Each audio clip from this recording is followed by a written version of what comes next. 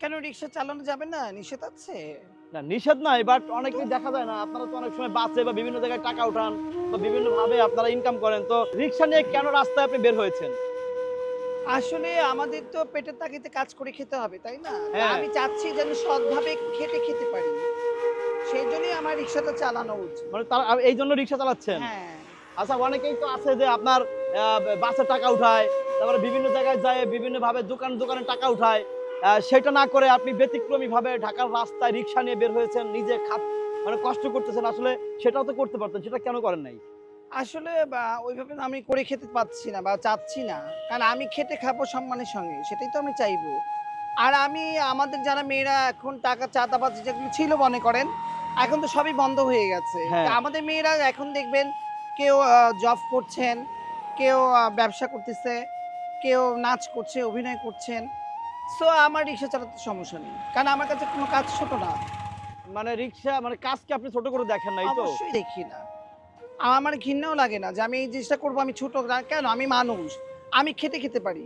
তো সো আমি যদি রিক্সা চালিয়ে খেতে পারি, আরো ১০ জন করে আমার তো সমস্যা কোথায়? আচ্ছা, অনেকেই কিন্তু ওই যে বাসে যায় টাকা উঠায়, তারপরে ওই যে কি বলে নতুন বিয়ে হলে যে নতুন বউর ওইখানে যে গাড়ি আটকায় টাকা নেয়, তারপরে নতুন যারা যারা ওই যে নতুন বাবু হয় আর কি, সেখানে যে টাকা নেয়।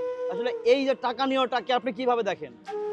আসলে আমি এখন এটা ভালো মন্দ দেখি না। কারণ আমাদের এখন দিন পাল্টে গেছে। এখন আমাদের দেশ স্বাধীন হয়েছে। হ্যাঁ? সেই ক্ষেত্রে এখন আমাদের দেখবেন রাস্তায় গেলে কিন্তু তেমন কোনো মেয়েদেরকে দেখবেন না। হাতে গোনা ২-১ জন হয়তোবা তা আমি জানি না যারা কারো করছেন। তো আমার জানা মতো এখন কেউ করছেন না। টোটালি বন্ধ, ব্লক। সো এখন সবাই কাজ করেই খাচ্ছে। সেই চিন্তা থেকে আমি ভাবলাম আমরা কি করে খেতে পারি? সো আমার চিন্তা করলাম না তাহলে আমি রিক্সা চালাই খাবো। মানে মানুষের কাছে হাত না পেতে আপনি Obviously। মানে আপনার কাজ করে খাওয়ার ভিতরে আনন্দ পান আপনি? হ্যাঁ, 100%। কারণ কি আমি ৳১০ চাইবো, আপনি আমাকে একটা বাজে কথা বলবেন, উনি একজন কথা বলবে, তা কেন? হুম। আমি যখন আমার শরীরে জোর থাকতে আমি আমার কাজ করতে সমস্যা নেই। তো উনারা যখন আরো ১০ টা রিক্সা চালাচ্ছে না, তো আমি করতে সমস্যা কোথায়? তা আমি খেটে খাচ্ছি। আমার তো কোনো লজ্জা নেই। মানে যারা ওই যে টাকা নেয়, টাকা উঠায়, তো তাদেরকে আপনি কি বলবেন? ওদেরকে বলবো এখন যদিও তারা করছেন না, তবুও আমি এখন বলবো যে তোমরা এখন নিজেরা কাজ করে খাও ভাই। কারণ কি এখন রিক্সা চালানো থেকে শুরু করে যে যেই কাজ পারো হ্যাঁ। সবাই সবার মধ্যে কাজ করছেন। আর যদি বলেন টাকা ওঠানোর কথা, এখন কিন্তু উঠায় না।